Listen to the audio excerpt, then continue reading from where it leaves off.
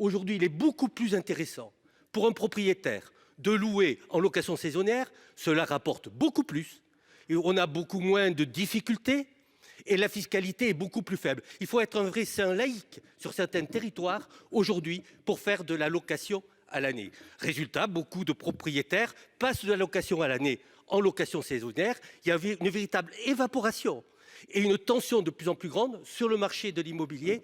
Et je constate d'ailleurs qu'aujourd'hui, des élus de tous bords disent exactement la même chose.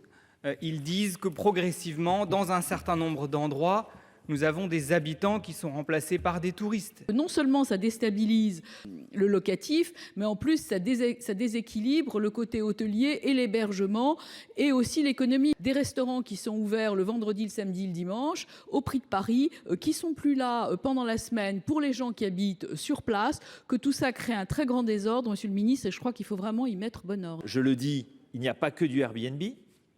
Il y a par exemple du logement étudiant. Donc souvent, quand j'entends dans les prises de parole, c'est du Airbnb, c'est pas que du Airbnb dans les dispositifs fiscaux que vous visez dans vos amendements. Et donc, à chaque fois que nous allons toucher un des paramètres, nous allons, il faut bien en avoir conscience, avoir des impacts, y compris des fois pas complètement anticipés. Je remets aux voix ces 4 amendements identiques.